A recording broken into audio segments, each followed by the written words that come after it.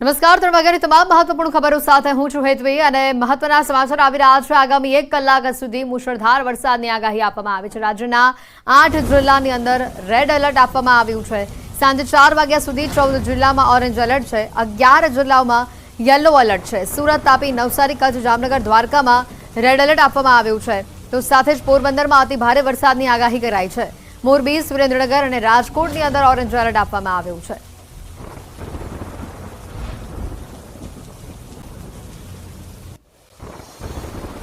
8 કલાકમાં 120 તાલુકામાં વરસાદ નોંધાયો છે। સૌથી વધારે કચ્છના નખત્રાણામાં વરસાદ નોંધાયો છે। નખત્રાણામાં 4.4 ઇંચ, માંડવીમાં 3.9 ઇંચ, પલસાણામાં 3.8 ઇંચ, લખપતમાં 3.1 ઇંચ જેટલો વરસાદ નોંધાઈ ચૂક્યો છે।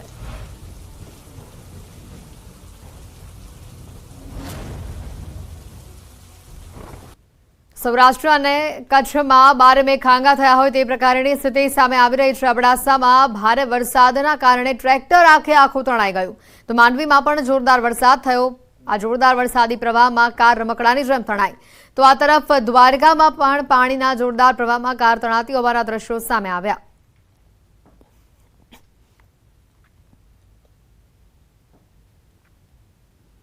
કચ્છના અબડાસા તાલુકાના ડુમરામાં નદીમાં ટ્રેક્ટર તણાયું, ડ્રાઈવરનો આબાદ બચાવ થયો છે। ટ્રેક્ટરને પણ જેસીબીની મદદથી બહાર કાઢવામાં આવ્યું છે। અબડાસાથી આ દ્રશ્યો સામે આવ્યા છે। ટ્રેક્ટરને જેસીબીની મદદથી બહાર કાઢવામાં આવ્યું। પાણીનો એટલો પ્રવાહ કે જેમાં આ ટ્રેક્ટર તણાઈને ફસાઈ ગયું હતું। જેસીબીની મદદથી આ ટ્રેક્ટરને બહાર કાઢવામાં આવ્યું। ડ્રાઈવરનો આખી ઘટનામાં આબાદ બચાવ થયો છે। આપણે જણાવી દઈએ, અબડાસામાં જ ભારે વરસાદ વરસી રહ્યો છે। સાથે જ કચ્છના માંડવીથી દ્રશ્યો આવી રહ્યા છે, જ્યાં ધોધમાર વરસાદની વચ્ચે મોંઘી દાટ કાર રમકડાની જેમ ફસાઈ હોવાના આ દ્રશ્યો। માંડવી ગુંદિયાળી ગામમાં ભારે વરસાદના કારણે કોઝવેમાં કાર ફસાઈ હતી। આ દ્રશ્યો સામે આવ્યા છે। સ્થાનિકોએ ગાડીને બહાર કાઢવાના પ્રયાસો હાથ ધર્યા હતા।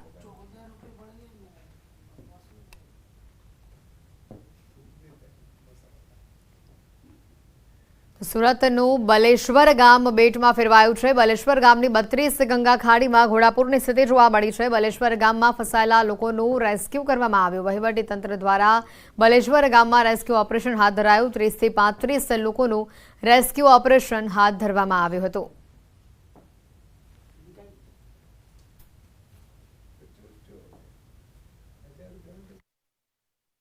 કે બલેશ્વરના પાર સામે આવેલા કસ્બામાં 30 થી 40 વ્યક્તિઓ ફસાયા હતા। અંદાજે 50 વ્યક્તિઓ હતા, પણ 30 વ્યક્તિઓને ઇફેક્ટેડ છે, જેને તાત્કાલિક રેસ્ક્યુ કરવા પડે તેમ છે, જેથી બારડોલી ડિસ્ટ્રિક્ટ હેડક્વાર્ટરની ટીમ ઘટના સ્થળે તમામ સ્ટાફને લઈ અને 2 બોટ દ્વારા કામગીરી ચાલુ છે। તો સુરત જિલ્લા વલસાડ તાલુકાના બલેશ્વર ગામે જે બલેશ્વર ગામ જે બેટમાં ફેરવાયું હતું, જે અંતર્ગત ખાસ કરીને વહીવટી તંત્ર દ્વારા ગઈકાલે પણ રેસ્ક્યુની એક કામગીરી હાથ ધરવાની વાતો કરવામાં આવી હતી, પરંતુ આજ રોજ તમે દ્રશ્યમાં જોઈ શકો છો કે હાલ જે આ બોટની અંદર સામે પાર જે 40 થી 42 જેટલા પરિવારો હાલ એ જે પાણીની અંદર ફસાવા પામ્યા હતા, એઓને હાલ બારડોલી ફાયર બ્રિગેડની ટીમ દ્વારા લોકોને રેસ્ક્યુ કરીને બહાર લાવતા એવા સીધા દ્રશ્યો લાઈવ તમે જોઈ શકો છો।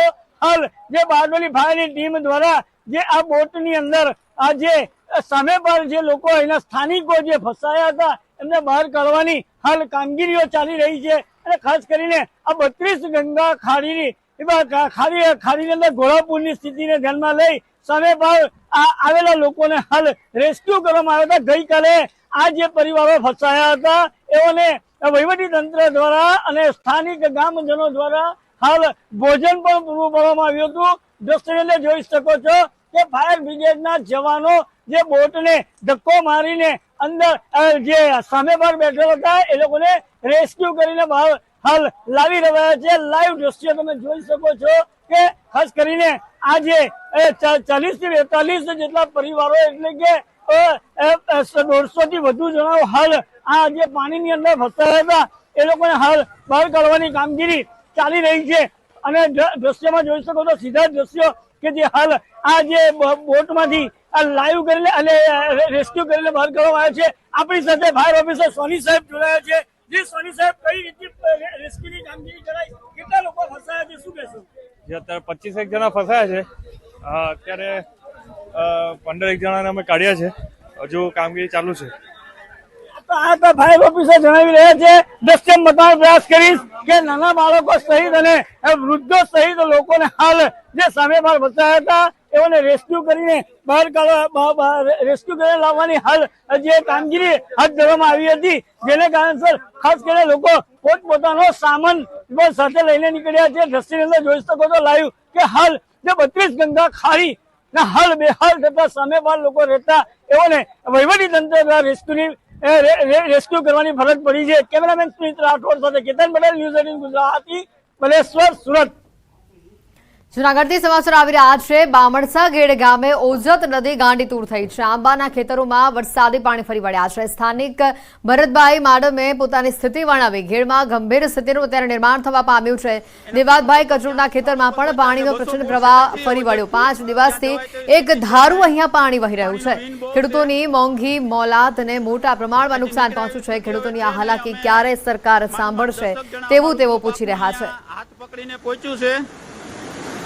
ધોધમાર પાણીનો પ્રવાહ આવી રહ્યો છે ઓજત નદીમાંથી.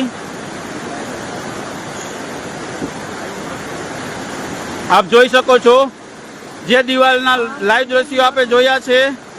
દિવાલ પડતી હતી.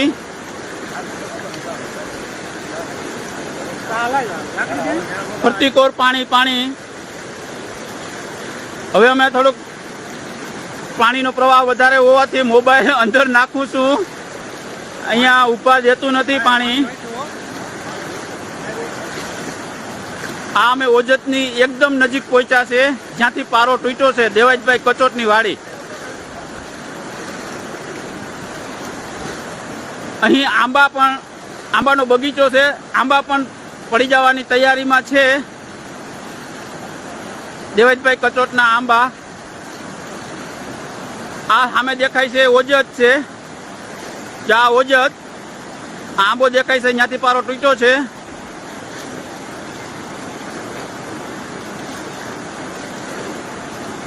આપણે હાવ ઓજતની પારો જ્યાં તૂટ્યો છે ત્યાં હાવ નજીક પહોંચી ગયા છે.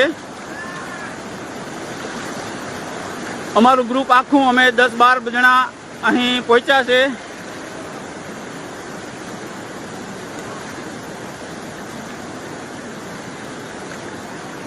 આ પાણીનો ફૂલ પ્રવાહ છે. અહીંયા ઉભાતું પણ નથી. આ અમે ઓજત નદી પહોંચ્યા છે. દેવાજભાઈ કચોટની વાડીએ જ્યાં પારો તૂટ્યો છે ત્યાં અમારું ગ્રુપ આખું અહીંયા સ્થળ ઉપર પહોંચ્યું છે. પાણીનો પ્રવાહ બહુ છે. આ આગળ પારો ધોવાતો જાય છે. દેવાજભાઈનો જોરદાર પાણી છે.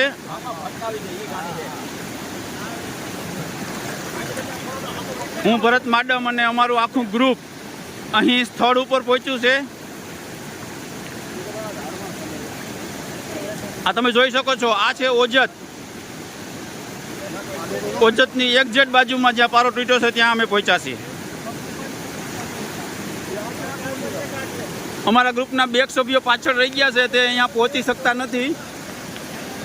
તે ત્યાં દૂર ઊભા છે. ત્યાં અહીંયા ચાલી શકાય એવું નથી. પાડી નાખે છે. બામણસા ગેડ ઓજત નદીનો જ્યાં પારો તૂટ્યો છે ત્યાં અમે હાજર છીએ. સ્થળ ઉપર પહોંચ્યા છીએ અમારા ગ્રુપ સાથે. આ પારો આગળ પડતો જાય છે અને પાણીની સ્પીડ જોઈ શકો છો આપ.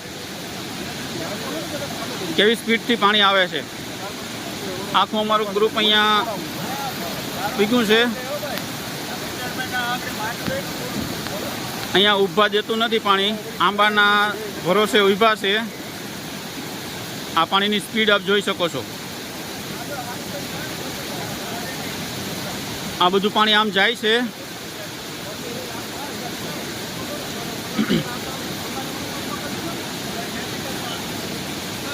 પાણી એટલું વહે કે